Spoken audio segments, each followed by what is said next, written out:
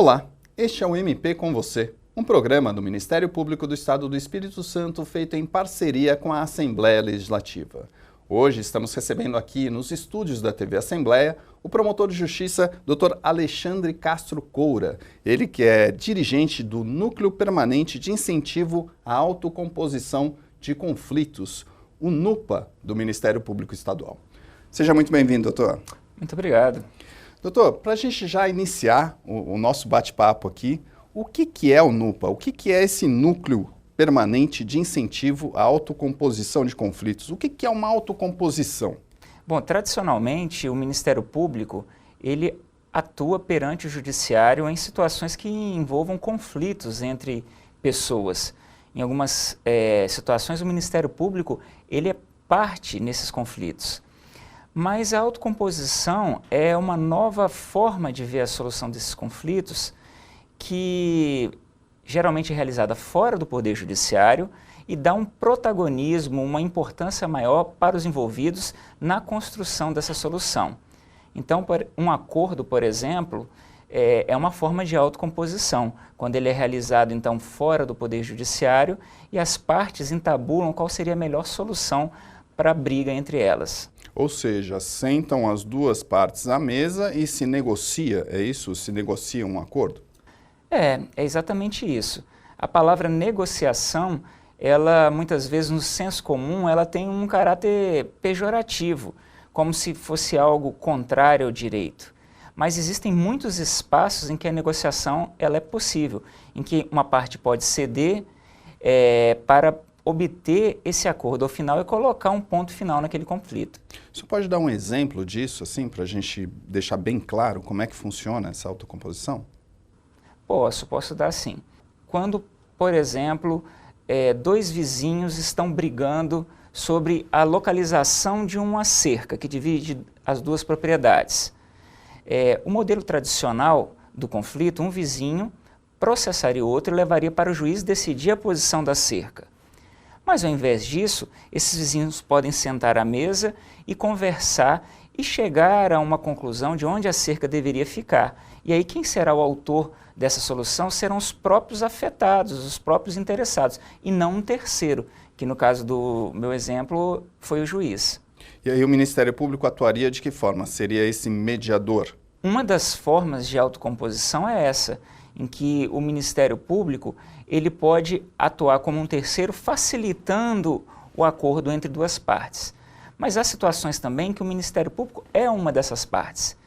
E ele poderia estar disputando uma decisão judicial com a parte adversa, com a parte contrária. Mas, ao invés disso, ele senta à mesa com essa parte e eles podem entabular um acordo para colocar um ponto final naquela disputa sem mesmo levar a questão para o judiciário. Perfeito, doutor. E o que é essa política nacional de incentivo à autocomposição? Pois é, por muito tempo, essa lógica da disputa, que a gente chama de lógica adversarial, ela foi determinante na solução dos diversos conflitos que acontecem na sociedade. Então as pessoas estavam acostumadas a realizar uma disputa no judiciário em que o juiz ele iria decidir a questão. E isso demoraria um bom tempo também, né, doutor? Demoraria um bom tempo e é uma solução que é encontrada por um terceiro, que nem sempre é exatamente o que uma das partes ou nenhuma delas deseja. Mas, enfim, a autocomposição, essa política nacional de incentivo à autocomposição, ela decorre justamente da sacada de que a construção de uma solução pelas próprias partes envolvidas no conflito, além de poder ser mais rápida, ela também pode promover uma solução que atenda melhor os interesses dos envolvidos. E a gente tem uma resolução, a resolução número 118 do Conselho Nacional do Ministério Público, o CNMP. O que é essa resolução, do que ela trata, para que ela serve? Então, o Conselho Nacional do Ministério Público é um órgão que ele fiscaliza a atuação dos ministérios públicos ou do Ministério Público brasileiro. E ela criou mecanismos para a implementação dessa política de incentivo à autocomposição dentro do Ministério Público. Então ela traça diretrizes, objetivos, ela define formas de autocomposição que devem ser acatadas, que devem ser concretizadas dentro do Ministério Público Brasileiro. Doutor, o que é o NUPA exatamente, né? O Núcleo Permanente de Incentivo à Autocomposição de Conflitos. Ele funciona dentro do Ministério Público e como que é esse funcionamento? Perfeito. A criação desse Núcleo Permanente de Incentivo à Autocomposição é uma ferramenta para a materialização dessa política de incentivo à autocomposição. Então o NUPA, na verdade, ele criou uma estrutura humana com promotores e servidores para poder contribuir para essa política da autocomposição. E por isso o NUPA basicamente atua em 3 eixos. Ele propõe, ele cria sugestões de medidas para o incentivo à autocomposição dentro do Ministério Público. Ele assessora promotores e procuradores de justiça na realização de métodos de autocomposição. Então, o promotor está lá atuando na comarca, tem um caso em que ele deve sentar à mesa, ou ele decide sentar à mesa para poder discutir esse caso e buscar uma solução acordada com a parte. Ele pode acionar o NUPA para que o auxilie tecnicamente na realização dessa negociação. E também o NUPA ele realiza convênios com outras instituições. Atualmente, inclusive, está sendo entabulado um convênio com a Procuradoria-Geral do Estado do Espírito Santo para que nós possamos compartilhar cursos, fomentar, criar e compartilhar cursos sobre essa matéria, sobre esse assunto, que capacitem os servidores tanto do Ministério Público quanto da própria Procuradoria do Estado. Doutor, vamos tentar fazer passo a passo aí. O primeiro eixo que o senhor falou aí, a questão o próprio NUPA pode propor a negociação. Como funcionaria isso? O NUPA ele vai, na verdade, sugerir para a administração medidas que venham a incentivar a autocomposição. Porque é importante perceber que a autocomposição ela requer uma mudança de mentalidade.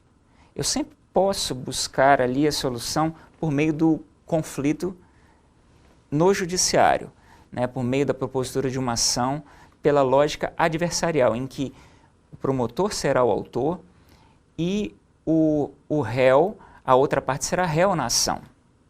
Em algumas situações, esse é realmente o único caminho. Mas como por muito tempo esse foi o caminho exclusivo, é importante abrir a mente dos membros do Ministério Público para as vantagens de, em alguns casos, buscar essa alternativa autocompositiva.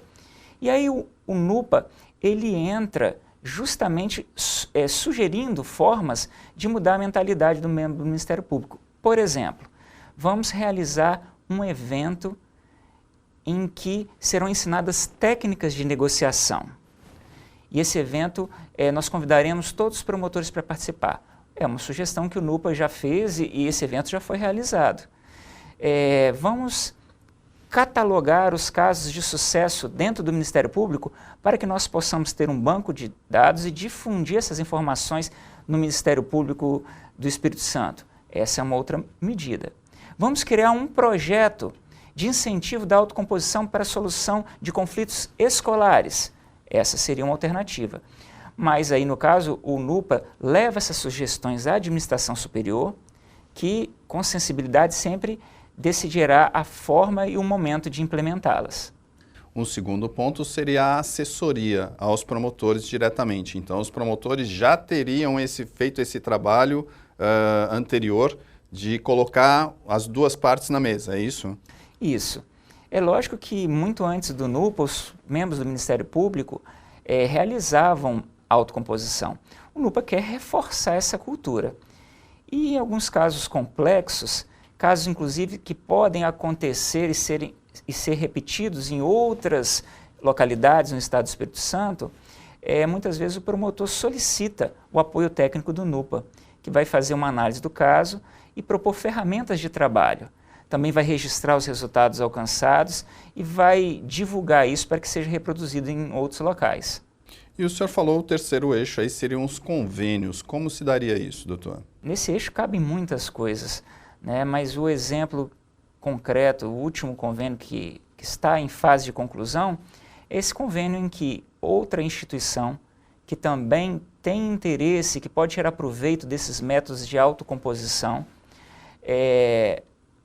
veio até o Ministério Público para propor que nós compartilhemos know-how, conhecimento sobre isso. Então, quando o Ministério Público organizar um curso que, por exemplo, ensine e trabalhe técnicas de negociação, que esse curso possa ser oferecido também para a Procuradoria do Estado. E da mesma forma, quando eles organizarem um curso, que nós possamos aproveitar esse conhecimento.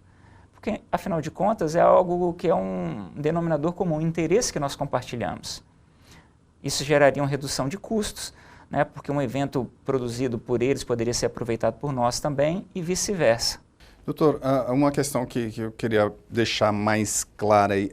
A sociedade, ela pode, de alguma forma, também provocar o Ministério Público para que busque essa autocomposição? Com certeza. Né? O membro do Ministério Público, ele tem esse dever de atendimento ao público e todo momento que a população tiver uma questão de interesse social e que queira levar ao Ministério Público, ela pode, inclusive, sugerir isso. E mesmo que não sugira, o promotor pode ter sensibilidade para poder buscar solução por essa via. O NUPA, ele não tem uma atribuição de promotor de justiça, que a gente chama de uma atribuição executiva. Mas ele sempre estará ali assessorando na medida que ele for provocado pelos membros do Ministério Público. Tá certo. E nós vamos continuar a falar sobre autocomposição, sobre o trabalho do NUPA, do Ministério Público do Estado do Espírito Santo, daqui a pouco. Nós vamos para um rápido intervalo e já voltamos.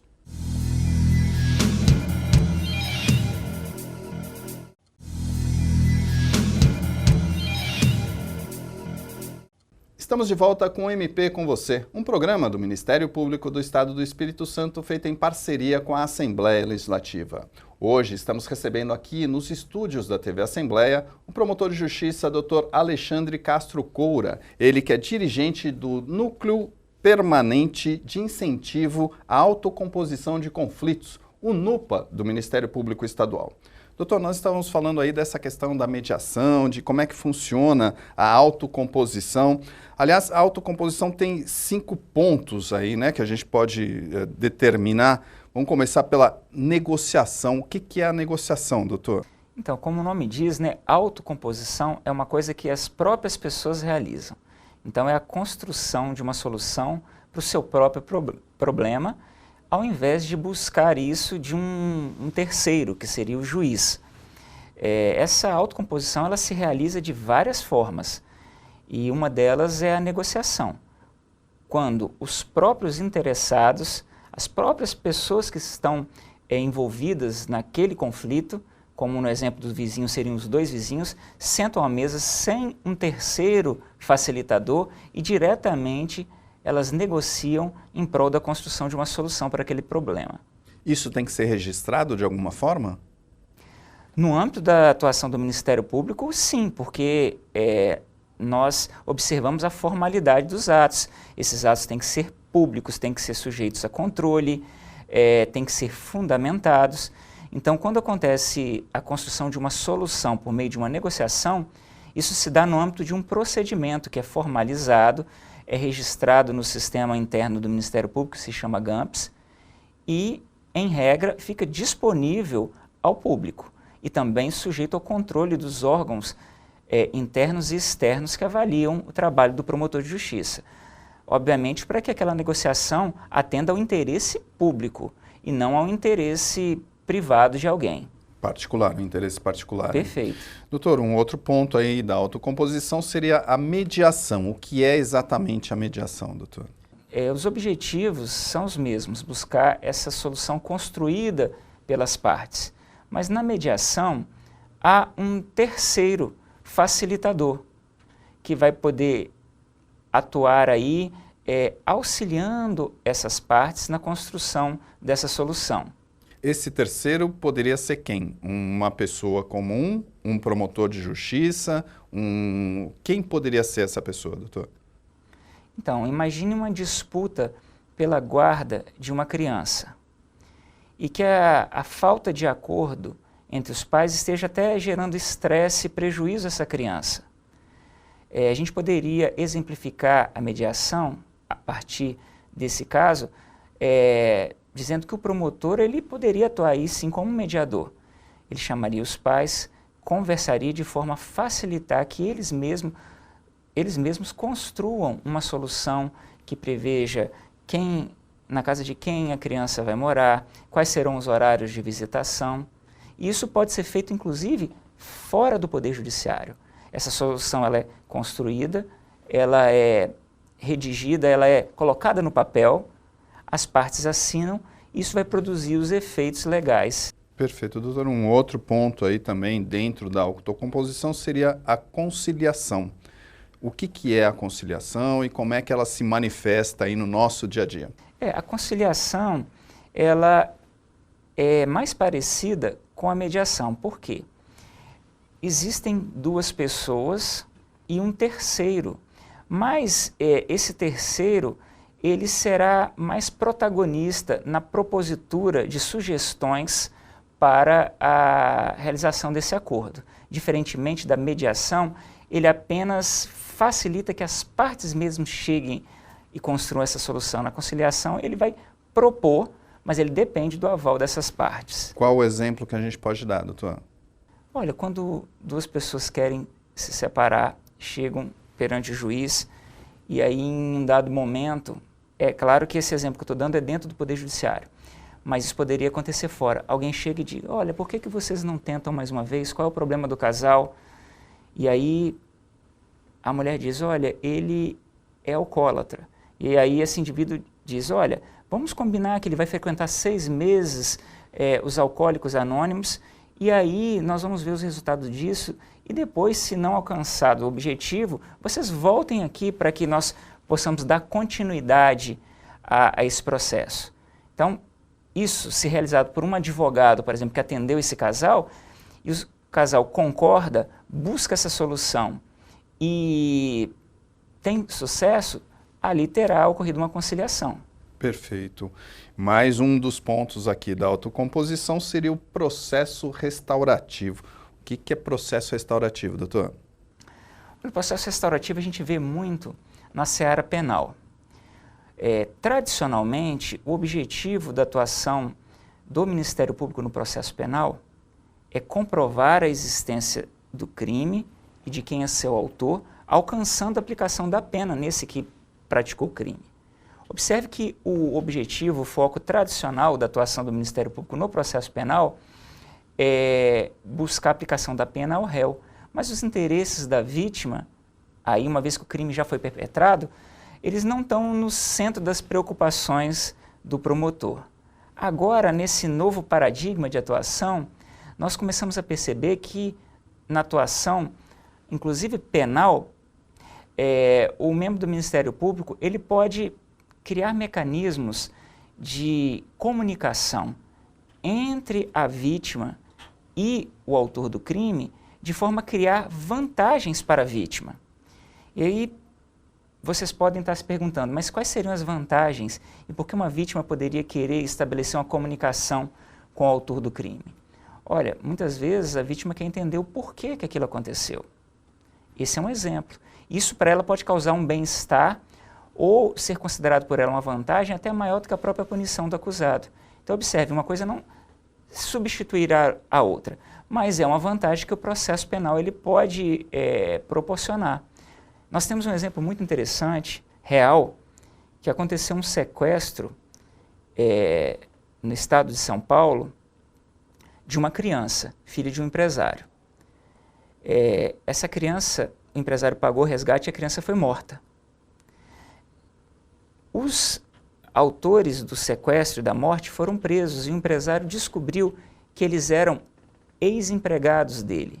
Na lógica do processo tradicional, a atuação do Ministério Público se limitaria a promover a aplicação da pena a essas pessoas. Isso. Mas esse empresário, ele tinha um interesse muito grande de entender por que eles escolheram o filho dele, por que eles mataram, e ele tinha uma angústia e um medo de que ele pudesse ter feito alguma coisa durante a relação de emprego que ofendeu essas pessoas e que incentivou elas a praticar essa maldade contra seu filho.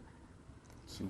E aí esse processo de comunicação desse empresário com o autor do crime contra seu próprio filho deu para ele uma absolvição, quando essas pessoas disseram que praticaram esse crime movidas por dinheiro, que mataram a criança para que não corressem risco de ser identificados, mas que eles sempre tiveram uma relação muito cordial com o patrão.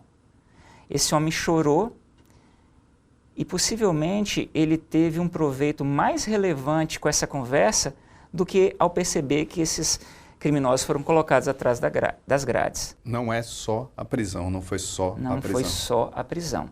É encarar a coisa numa lógica mais ampla, dando um protagonismo, dando voz às pessoas que são partes em conflito.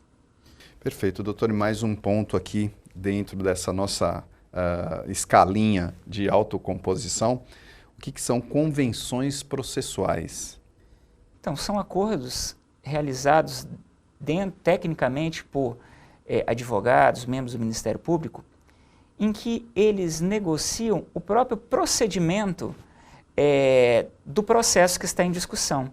Então, diferentemente de negociar para a solução do problema, eles não estão negociando a solução do problema, mas eles estão negociando a forma que o processo vai acontecer, o passo a passo do processo. Isso é uma novidade, porque o passo a passo do processo judicial tradicional, ele é definido em lei. E hoje a própria lei cria um espaço para que as partes customizem esse processo conforme os seus interesses e suas necessidades. Isso se dá por meio dessas convenções processuais. Um exemplo disso? Um exemplo disso é as partes discutirem quais são as modalidades de prova que serão admitidas. Quais provas eles não vão produzir. Isso seria uma modalidade do tipo, vamos nos ater a provas documentais nesse caso, você está de acordo? Sim, eu não vou arrolar nenhuma testemunha, mas você também não vai. Isso vai proporcionar que o processo corra mais rápido. Você está de acordo? Estou de acordo. É uma convenção processual. Perfeito. Doutor, existem outros pontos dentro da autocomposição? Ou esses são os principais? Então, esses são os principais realmente, mas a autocomposição é algo em desenvolvimento. Então, existem e existirão outras formas de materializar essa ideia da autocomposição que não sejam essas 5 principais que nós falamos agora. Mas é muito importante dizer o seguinte, a solução que ela é construída com a participação mais ativa das partes, ela tende a ser uma solução mais consistente. Né? Imagine só 2 partes que não consigam conversar e decidam buscar um juiz para definir a quem pertence uma laranja. E o juiz verifique que os 2 irmãos têm direito à laranja e que então ela deve ser repartida ao meio e entregue a cada um deles. Essa seria uma decisão conforme a lei, né, que no caso da herança, do meu exemplo sendo a laranja, os irmãos têm quinhões iguais e cada um receberia metade da laranja. Perfeito. Mas aí vamos tirar isso e colocar isso na perspectiva dos métodos autocompositivos, em que um mediador ele venha ali proporcionar uma melhor comunicação entre as partes e o desvelamento dos seus verdadeiros interesses. E ele descubra que um dos irmãos deseja a laranja para fazer um suco e o outro irmão deseja a laranja para pegar a casca da laranja e fazer um doce. Ora, então por que a gente não extrai o máximo proveito disso? Ao invés de dividir a laranja, que seria a regra legal, nós vamos descascar a laranja, dar a totalidade da casca para um irmão e a totalidade do suco para o outro. Muito melhor do que receber uma banda de uma laranja. Tá certo. Infelizmente, o nosso tempo já se esgotou. A conversa foi ótima. Nós agradecemos a presença do senhor aqui na TV Assembleia. Bom, eu agradeço essa oportunidade de falar um pouquinho sobre a autocomposição, colocando o núcleo permanente de incentivo à autocomposição à disposição de todos que queiram aprender e discutir um pouco mais esse tema. O MP com você fica por aqui. Você pode acompanhar essa e outras entrevistas nas nossas redes sociais que aparecem aqui embaixo. Até o próximo programa MP com você.